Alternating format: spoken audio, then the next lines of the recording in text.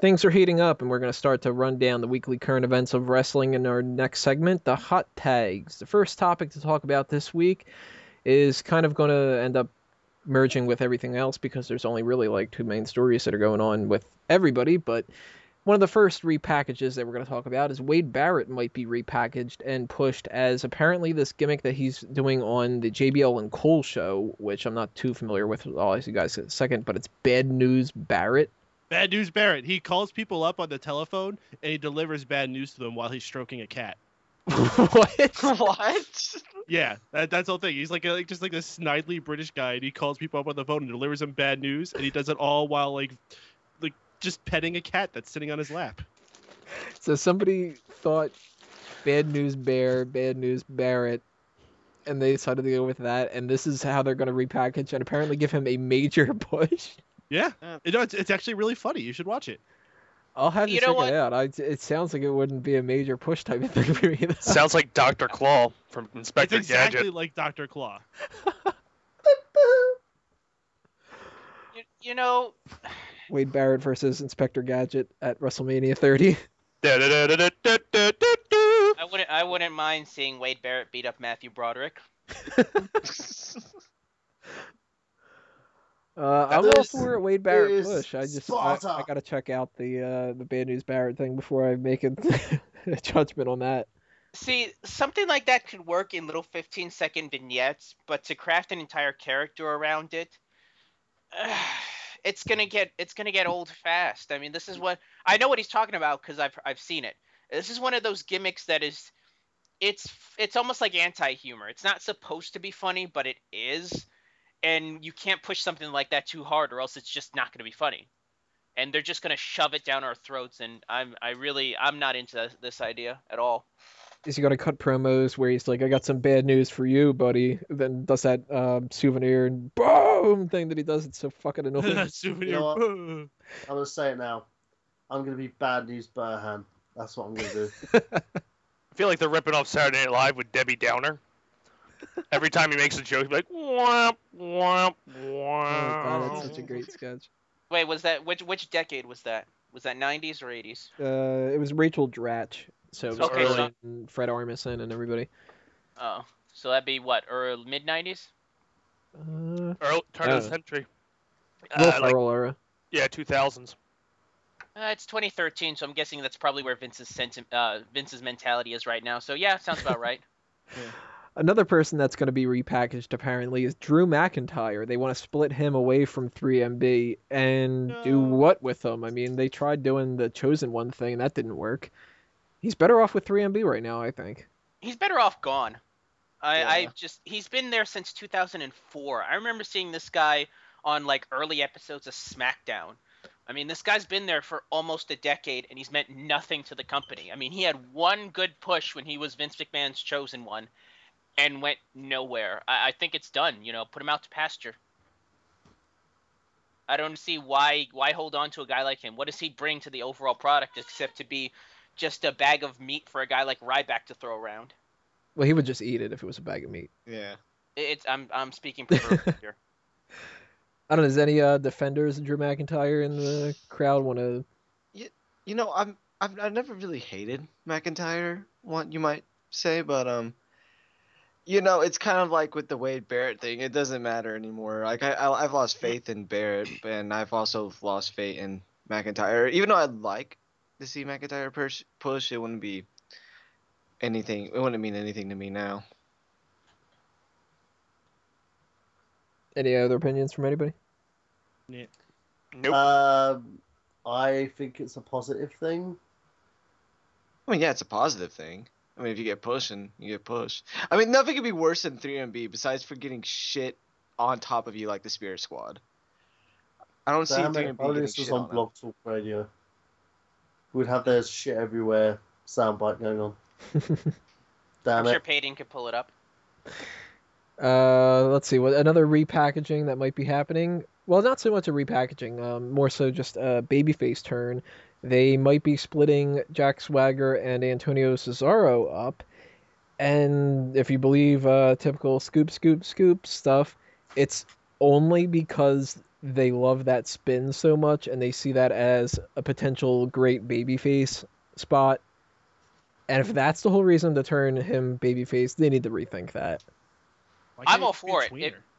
I'm all for it. If it puts him back into a spot where he's being treated better and he's not treated just as a forgotten commodity. I mean, the guy's got amazing talent, and it seems like it seems like he's just been wasted in this Jack Swagger Real Americans gimmick.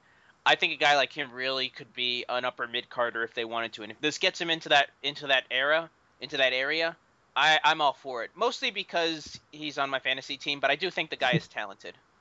Well, no, the only problem was when he had his U.S. title run was that he had no. To me, I cannot recall anything he's ever said on the mic besides for his stupid, "Hey, I can say this word in 5 different languages," and that didn't get over for him. So I think the big problem was that he couldn't no one could really hate him because he ain't doing anything to make him hate him for the most part. And I think that's what his issue was. So hey, maybe he could split away from Swagger and get a little positive going for him. Maybe be a little baby face or something. I could just see that you're smiling when you said that. Yes, I will. I can hear it. Peyton, He you were was just saying like, maybe a "Are they tweener? serious?" Yeah, why can't he just be a tweener? Why can't he be a guy who's a heel, but he can do a few spots that gets the crowd excited? Right. Because there's You no know, way someone that- like Eddie Guerrero or someone like that. Or like Dixie Carter. That's nothing I like couldn't say that. Dixie. I couldn't say in- that was trust straight me. face. Yeah, we'll get into that after we talk about this hot tags. What do you think about this, Stace? You want to cheer for Cesaro, or do you want him to just keep twirling around the baby faces? I love him spinning the hell out of Santino. So I'm okay with him. We, the people. I'm gonna see him do it to Mark Henry. I think he could. I will say this: if they do turn him babyface, they need to wait until he does that spin on what's his name, that El Torito. Wait until he does that 100 revolution spin that is gonna happen. Oh man. All right, we have two other things coming along with people and their status in companies and all that. Another one with WWE. This isn't a babyface turn. It's not a repackaging, but it's a possible return, or actually a reject for a return.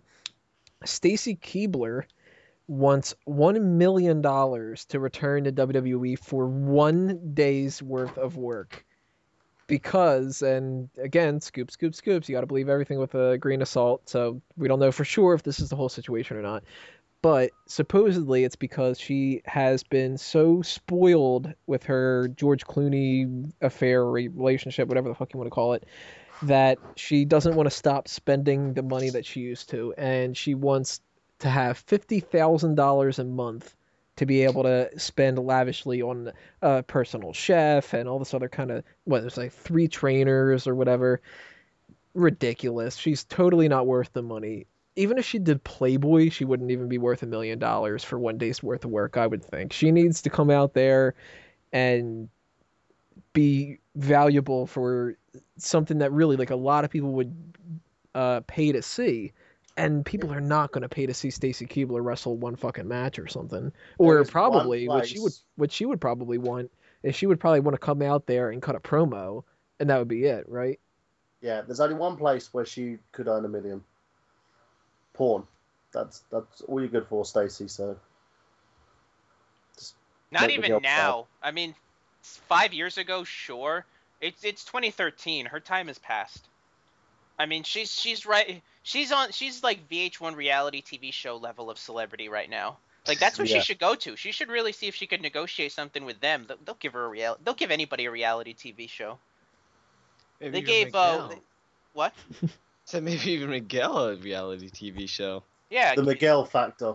Yeah, just have it just be all at Walmart. Just show the day of Miguel at Walmart and just put it on repeat. What do you guys think? Do you want Stacy Keibler back? Do you think she's not worth the money? Oh, she's not worth the money, but if they were able to like get her to just cut down the price of like how much she wants to return for, maybe make one-time appearance, I'd be fine with that.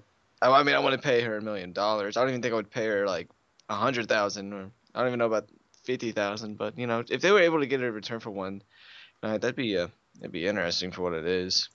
I think she should come back as a manager for Ricardo Rodriguez as he manages Rob Van Dam. It makes as much sense as anything else they're doing with that story. So that Wasn't way, there- wait a Justin minute. Roberts can introduce Ricardo Rodriguez as personal announcer, Stacy Keibler, and she can come out and go, "All right, guys, welcome," and introducing Rob Van Dam's personal announcer. And then So, RVD can come what out am I and getting my shrug. million?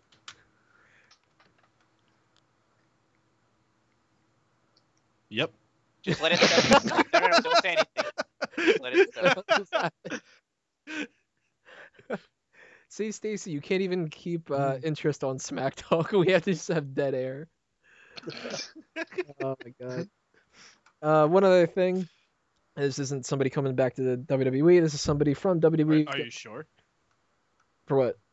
that they're not coming back to WWE? Oh, the next person? Kennedy. I doubt it.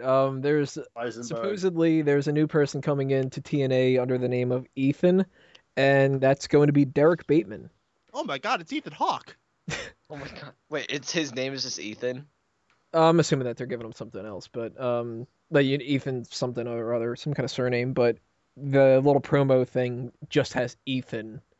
But I could see him just being Ethan too. I mean, he's pulled out some weird crap. He did that whole Chicks in America thing, which I actually thought was kind of interesting. Yeah. I was gonna say that I was like the liked Bateman. one thing about Derrick Bateman that I actually liked. I thought that he could have been a good half of the Carter? tag team. Or yeah, that. I mean, not he wasn't screaming a world heavyweight championship or anything like that, but he for what he was worth keeping around. It's unfortunate because WWE just didn't use him like they could have.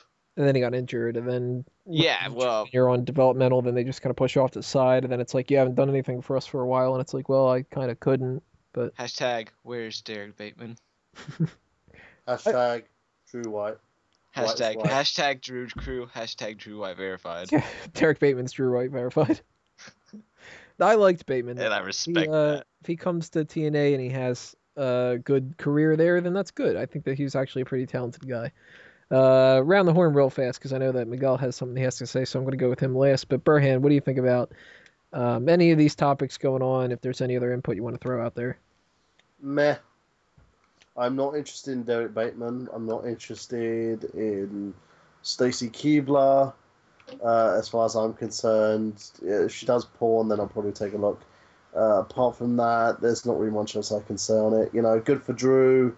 Good for anybody that gets a re-push for the WWE. God, they were talking about me for a second. No, McIntyre, not you. I hate you. Damn it, I'm never gonna get a push. No, you're not. Off a cliff. Especially not on Team Burn. Yeah, I'll push you off a cliff. I'll film it as well. Not And, even in the Bounce House Wrestling Federation, I don't even get a push there. and they're bounce houses. Peyton, any thoughts? Well, TNA has all this hype going about Hulk Hogan leaving, and they decided to capitalize it with a promotional video that says, "Ethan is coming." Ooh, mysterious. Well said. You got my attention. Hope this is another good payoff. I hope this isn't going to be like another August 1st or anything. Oh, it's Derrick Bateman? No. Did anything? Wait, I have a question. How is that August 1st thing coming along for them? Who? The August 1st thing for TNA. How did that work out at all? Who? Ah, never mind. Yeah, as far as Derrick Bateman, I'm sure he's going to get a push. A nice, good, hard push through the sphincter that is TNA. That's a good way of wording it. Drew, what do you think? Of everything? Any other thoughts? Not really. I was gonna say, did Trish have a baby this week? Like Monday or something I like think it was that? last week, wasn't it? That was just Monday before Raw. Yeah, Oh, like they congrats. said something about it. I just want to give a shout out to her. That's about it. Are you the dad? Yeah, I am. Dace? I would definitely be the dad. I have lots of thoughts, but none really pertaining to TNA. I think Stacy Keibler should sell her panties. She can get money that way on eBay. And Derrick The sticky Bateman, ones. yeah, well, Japan they go like hotcakes. And Derrick Bateman, yeah, that was good. All right, Miguel, go ahead. All right. Since I'm the only one here that wants to bring the TNA news, I might have. Boo! Somebody has to. We gotta. I mean, we're equal opportunity. Boo!